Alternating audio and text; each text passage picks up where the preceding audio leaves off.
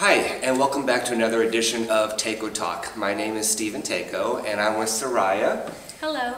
And I asked Soraya to be on the show because she has been so instrumental in helping families, parents with kids. About what age range mostly are these kids? Well, we work with school-age children, teenagers, and family members. Okay, awesome. So if you're a parent and you've got a child anywhere from adolescent, age, young kids up to teens even, and you've got some situations going on where you've noticed maybe their personality is changing a little bit, they're a little bit more reserved. Sometimes your kids could be the bully, and sometimes your kid could be getting bullied. Neglect, abuse, there's different things that go on in schools and after school activities even where kids are being bullied. So this show is for you. This show is for you parents of kids that are struggling. So tell us a little bit about how you got involved with the whole anti-bullying industry. Well, once again, thank you for having me. My name is Soraya Avalos, and I'm a MFT intern at the Child and Family Center. We're based in Santa Clarita, and I'm a bilingual therapist. Our services, we provide mental health services, educational support for families, teens, and adults. And I've had the pleasure of co-facilitating and facilitating parenting classes, support groups, and also teen outreach and engagement services. And what I found was that the parents and teens were seeking support in this area of bullying. Typically, it happens as they're transitioning from one grade to another, and a lot of the parents were asking, what do I do? How do I recognize the signs?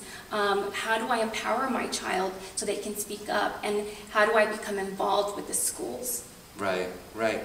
And so all of a sudden, now you went through school and you got, are there certain classes that you can take, to specialize in bullying, while you're going through school and internships and whatnot? Absolutely. There's resources that you can go online. There's stopbullying.gov, and also with the training that we have here, different types of workshops that you can take. There's curriculums online to empower parents, and there's also some training for staff. Awesome, awesome. Now you brought to me, we were just kind of chatting a little bit beforehand, you brought to me something called the Wheel of Choice, and can you tell us a little bit about what this is and how are you helping parents and kids through this wheel? Definitely. The Wheel of Choices, I found it to be very valuable for younger children. Obviously, teaching personal safety, having different tools to educate the child on being able to know that they have choices. This is utilized at home to reinforce if they are finding some type of conflict that they can walk away, they can ask for support, they can choose a different activity, and it's really used to reinforce these skill sets. I think that you need to teach personal safety at a very young age. Having young people know that they have choices is very empowering. So personal safety includes teaching them that they can have a buddy system, teaching them that speaking up is going to make their environment safer. This way they can have staff monitoring areas where perhaps they feel unsafe. Wow, wow. So in the Wheel of Choice, now a parent can get this online? They can get this online. There's different formats, and there's different formats according to the age of the child. This one is fun, it's colorful, and again, I have the parents post it in their home, and if there's conflict between siblings, because again, the conflict resolution you're teaching on an everyday basis. And so if they have those skill sets in motion at home, they can definitely utilize them at school. So you would have them post it somewhere. If there's something going on, you would encourage the child, let's go look at the Wheel of Choices. What are your choices right now? So you prompt them, you encourage them to utilize these tools, and you have them select one. And then get feedback. Did this work? Was this comfortable? Did this help you? So give us some sort of sample so that we can have a real life situation, maybe one that you've counseled a parent on, where they would have been able to benefit from the wheel of choice? Well, there's an example. I had a case where a 10-year-old continued to come home, and he seemed isolating behaviors. He didn't want to, there was school refusal, didn't want to go to school, and the mom didn't understand what was going on. He used to be joyful, he looked forward to going to school, and basically he was being bullied. Right. And so what happened was the mom did speak to the teachers. The teachers weren't aware of the situation. Through counseling and helping him with the wheel of choices, we started to explore, we started to find out that indeed he was being bullied. And what happened was we utilized this at home, and we empowered him that it was okay to speak up, that it was okay to seek support. And again, something that I've come across is if there's a teacher's aide that's not helping, or a teacher that may be too busy, you need to encourage the client or the participant to continue asking someone else, and then the adults should intervene. Recognizing the warning signs is very important. Perfect. That's awesome. You know, there's so many examples that people can use, parents that you can learn from. And out of this wheel of choice, we have ask the person to stop. Now, is one of these like the first thing to do, or are they all equal? They're all equal, and we really want to encourage the client to try different ones. So first, if the one that he selects first could be walk away. You know, if you feel unsafe, your choice is to walk away. Then you get feedback. Did that work? Perhaps maybe ask a person to stop, and then walk away. So you want to be able to encourage them to utilize this. Role playing is a great way to reinforce these skills. You want to prep your child so that they're aware that if something comes up, they know how to manage it. It's not foreign. It's something that they're going to be able to do and practice. You know, in my Father's Day episode, I talk about I got into a fight. This kid had been harassing me and bullying me for like 3 years. And finally, I was getting off the school bus, and I'd had enough of it. And I'm not a proponent of fighting, but this kid's, walked off the school bus and started hitting me. And so I had to do, what I had to do, right? Just like this. And so that night, my dad taught me some fighting moves, because I knew that, I was pretty sure that the next day I was going to go to school and I was going to get into a fight. And I wanted to walk away. I wanted to, he knew I didn't want to be there. I got to my locker, and the kid showed up and started hitting me again. And fortunately, my dad did teach me some self-defense the night before. When you're faced with something where you've got a kid that's physically being hurt, what do you guys recommend for something like that? Because walking away and writing about it and draw about it, these are like fantastic things, but when somebody is actually in your face hitting you. I understand that point, and I actually had another client that the dad was asking me the same question, and we have a dilemma here. One is, again, we go back to personal safety. What I found out that in schools what's happening is that the person fights back, and then we have two people that are being arrested sometimes. It's unfortunate. So if we can perhaps look at... Arrested? Yes, because they're on probation now, because they're fighting back. It's considered assault.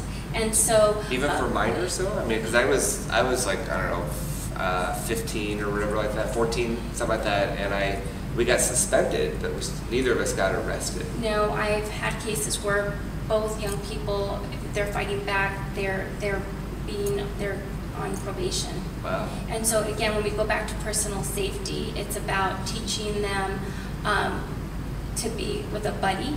Perhaps, again, what are some areas where you feel safer in school? Maybe being in a group, that tends to be a little bit a protective factor. Okay. So if you're by yourself, obviously you have to defend yourself. Mm-hmm. You're going to have to do you recommend like kids take like karate or something like that to just kind of like at least have the confidence, you know, that they can defend themselves if they have to? Definitely martial arts. Those are all wonderful courses that they can take for personal defense. Again, it's about being safe. Right, right. Well, you know, I like the fact that in this wheel of choices, you know, so many kids that are being picked on, it's not just the physical thing, it's the mental, a lot of mental stuff, because the kids are dealing with, oh my gosh, I'm not being accepted, or I'm not fitting in, or maybe there's something wrong with me. And I like this wheel of choice here, how it says, you know, draw about it, write about it, you know, talk it out with friends. I mean, these are things that can help your kid figure this stuff out without being destructive, you know, without hurting themselves, without being all reclusive. And honestly, the drawing part of it, I think that encourages kids to be somewhat artistic. You know, there's a lot of kids that they have this inner strength within them, you know, where they can draw and they can, you know, and make a collage, you know, or whatever, a variety of different things, so that they can get their stuff out, you know, and down on paper, and they can look at it.